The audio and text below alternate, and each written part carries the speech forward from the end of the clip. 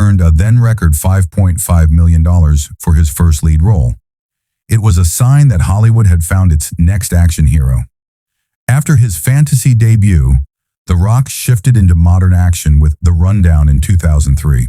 Playing a bounty hunter named Beck, he combined hard-hitting fight scenes with humor, showing he could handle both explosions and punchlines.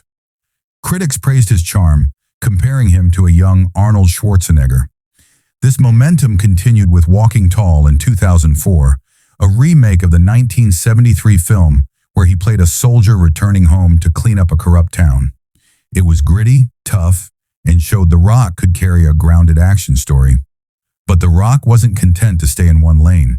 He took risks with comedies like Be Cool, 2005, playing an eccentric bodyguard with dreams of becoming a singer. It was a surprising role. He wore flashy outfits, danced, and even poked fun at himself. That same year, he tried pure sci-fi action in Doom, based on the popular video game, which featured an intense first-person shooter sequence fans still talk about today. By the late 2000s, The Rock was building range. He took on family-friendly hits like The Game Plan, 2007, where he played an NFL quarterback suddenly responsible for an 8-year-old daughter, in Race to Witch Mountain, 2009, a Disney sci-fi adventure. These movies proved he could appeal to kids and parents, making him a true four-quadrant star. Then came the role that redefined his career, Luke Hobbs in Fast 5, 2011. As a no-nonsense federal agent hunting Vin Diesel's crew, The Rock brought raw power to the franchise. His fight scene with Vin Diesel became one of the most talked-about action sequences of the decade.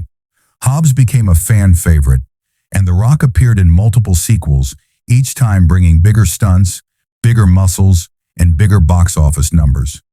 His involvement was so impactful that Universal gave him a spin-off, Fast and Furious Presents, Hobbs and Shaw, 2019, co-starring Jason Statham, blending action, comedy, and globe-trotting adventure.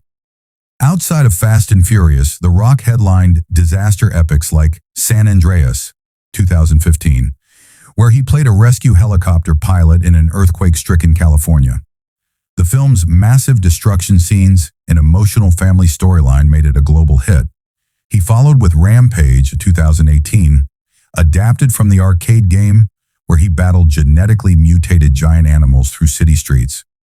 In Skyscraper, 2018, he played a security expert and amputee hero who had to rescue his family from a burning skyscraper, showcasing his ability to blend human vulnerability with superhuman stunts.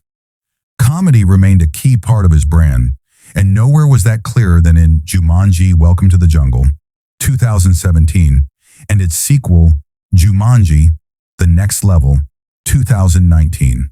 Playing Dr. Smolder Bravestone, a video game avatar inhabited by a shy teenager. The Rock used exaggerated facial expressions and awkward humor to great effect. The movies were massive hits, together earning over $1.7 billion worldwide, and proving his comedic timing was just as valuable as his action skills. Voice acting also became part of The Rock's Hollywood story. In Disney's Moana, 2016, he voiced the demigod Maui, delivering both laughs and heartfelt moments. His performance of the song You're Welcome became an instant Disney classic. The role introduced him to millions of children and families who had never seen his wrestling or action films. Behind the scenes, The Rock was not just an actor, he was a producer. Through his company, Seven Bucks Productions, he became involved in shaping his projects from start to finish. This control allowed him to balance action with humor and to choose roles that fit his global image. He also became famous for his intense work ethic on set, arriving early, performing many of his own stunts, and constantly engaging with fans during filming. In recent years, The Rock expanded into streaming projects like Netflix Red Notice, 2021, alongside Ryan Reynolds and Gal Gadot, which became one of the platform's most-watched films. He also entered the superhero genre with Black Adam, 2022, a passion project he had been developing for over a decade. While the movie received mixed review,